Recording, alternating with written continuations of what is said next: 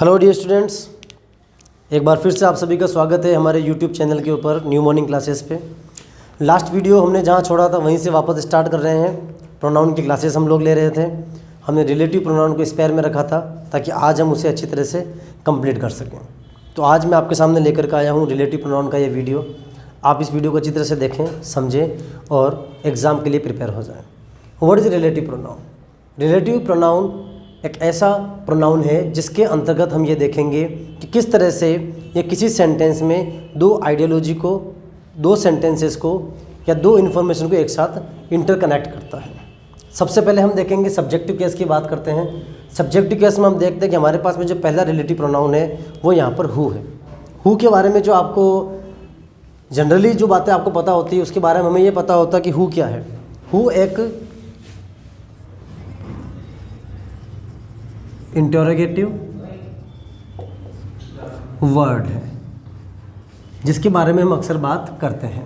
लेकिन जब हम बात प्रोनाउन की कर रहे हैं तो हमें ये पता होना चाहिए कि यहाँ किसी प्रकार का प्रश्न नहीं होगा, इंटरोगेशन नहीं होगा। तो फिर यहाँ क्या होगा? There will be only relative pronoun. हम चीज़ों की बात करेंगे जो एक दूसरे से जुड़ी हुई होगी, वो एक दूसरे से अपना रिलेशन शो करेगी। तो सबसे पहले मैं बात कर रहा हूँ सब्जेक्टिव केस के अंदर, रिलेटिव प्रोनाउन के अंदर हु की बात कर रहा हूँ। हु यहाँ पर पर्सन के लिए यूज़ में आता है, यानी किसी भी व्यक्ति के लिए यदि अगर हम कोई चीज़ काम में लेते हैं रिलेटिव के लिए तो वो काम में आता है हु। एग्जाम्पल दे रहा हूँ, वो देखें आप।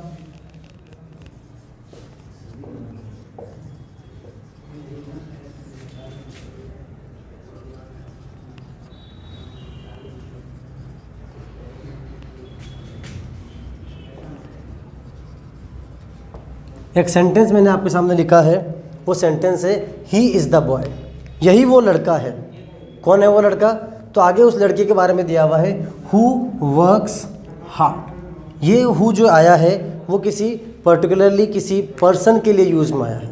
तो हमें ये ध्यान रखना है कि रिलेटिव प्रोनाउन में जो हु का यूज़ होता है वो सब्जेक्टिव केस में होता है, वो सीधा सब्जेक्ट के लिए यूज़ में आता है। सब्जेक्ट कौन है? He is the boy. वो एक लड़का है जो क्या करता है? वर्क्स हार्ड, कठिन परिश्रम करता है। तो यहाँ पर हमने हु का यूज़ किया है सब्जेक्ट के लिए, तो इसे हमने कहा है सब्जेक्टिव केस। यही एक रीज़न है इसको सब्जेक्टिव केस कहने का। सेकंड हम बात करते हैं हुम की। हुम का यूज़ किया जाता है, इसका यूज़ भी सेम उसी तरह से होगा, पर्टिकुलरली किसी पर्सन के लिए यूज़ में आएगा। और उस पर्सन के लिए जब हम यूज़ में लेंगे तो वहाँ जो इन्फॉर्मेशन हमें मिलेगी वो इन्फॉर्मेशन हमें मिलने वाली है वो है ऑब्जेक्टिव केस के लिए। देखते हैं किस प्रकार से ऑब्जेक्टिव केस में हम हुम का यूज़ लेते हैं। आप इस सेंटेंस को अच्छी तरह से देखिए।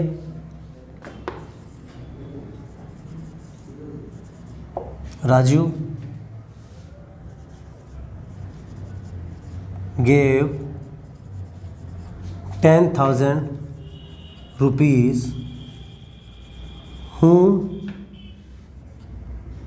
I called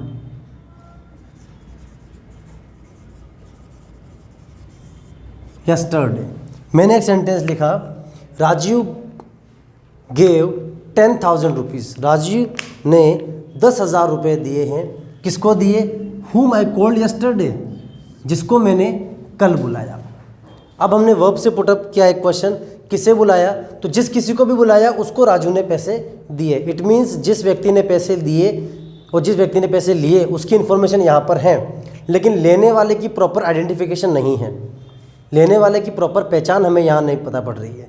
तो उसकी पहचान हमें किससे पता पड़ रही है? कि कोई है, हूँ, जिसको। तो वो जो पर्सन है वो एक्शन का रिजल्ट है। किसे दिए? किसी को दिए। तो यहाँ पर ये ऑब्जेक्टिव केस आया है, तो इसीलिए हमने इसको कहा है ऑब्जेक्टिव केस। सब्जेक्ट के रूप में राजू है, देने वाला राजू है और लेने वाला कोई अननोन पर्सन है जिसके लिए हमने यूज़ में लिया है हूँ। नंबर थर्ड हम चलते हैं, हुज़ की बात करते हैं। हुज़ क्या शो करता है यहाँ पर? पॉजेसिव केस, यानी कि वो यहाँ पर एक ऐसा रिलेशन बताता है जिसमें पर्सन, एनिमल एंड थिंग तीनों की बात होगी। यहाँ पर हम जो बात करते हैं वो मानवीय रिश्तों और किसी पद नाम की बात भी कर सकते हैं, जैसे कि Sunita is the girl whose mother is a doctor. और ये बात मैंने यहाँ पर लिखी है।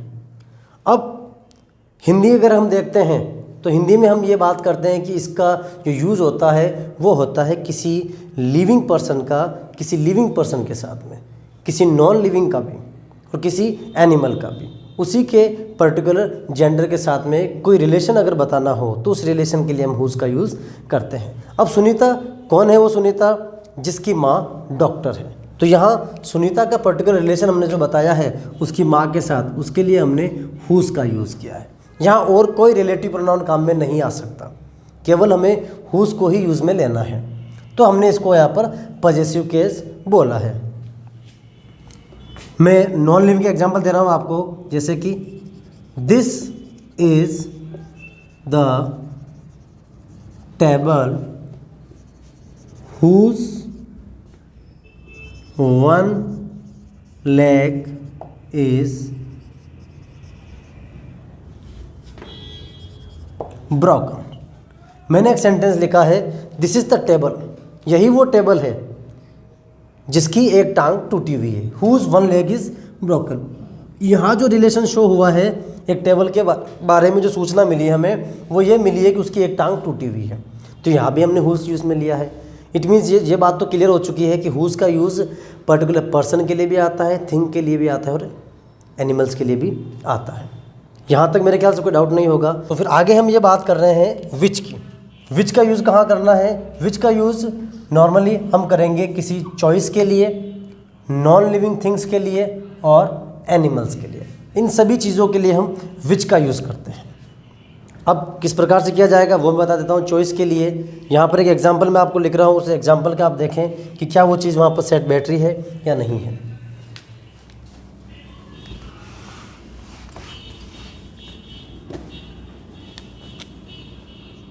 मैंने सेंटेंस लिखा दिस इज़ द गेम, यही वो गेम है। आई लाइक मोस्ट, जो मुझे बहुत पसंद है। ये मैंने एक सेंटेंस लिखा है। अब इसमें जो ऑप्शन आपके सामने है वो है, क्योंकि बात पसंद की हो रही है तो हमने क्या लिखा? विच का यूज़ किया। लेकिन हमें एक बात और ध्यान रखनी होगी कि विच के साथ साथ एक चीज़ और होती है जो इसे रिप्लेस कर सकती है, वो है दैट। तो विच के साथ में दैट इसका रिप्लेसमेंट है। इसको आपको हमेशा ध्यान रखना पड़ेगा। हम दैट का यूज़ कर सकते हैं किसकी जगह पर? विच की जगह पर। यह बात ध्यान रखना हमें। अब हमारा नेक्स्ट जो रिलेटिव प्रोनाउन है वो है व्हाट। हम यहाँ व्हाट का यूज़ करेंगे। व्हाट का यूज़ कहाँ किया जाता है? It refer to a thing और आइडिया। ये किसी आइडिया और किसी वस्तु को रेफर करता है, उसके बारे में हमें इंगित करता है। फॉर एग्जाम्पल किस प्रकार से? एग्जाम्पल हम देख लेते हैं यहाँ पर, जैसे कि आई टोल्ड what you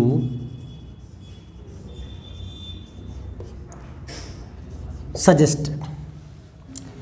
तुमने जो सजेस्ट किया मैंने वही बोला। क्या बोला ये बात बताई नहीं गई है, तो उसके लिए हमने क्या यूज़ में लिया? हमने what का यूज़ लिया। सेकेंड एग्जाम्पल और दे देता हूँ इसके लिए आपको। This is the way what I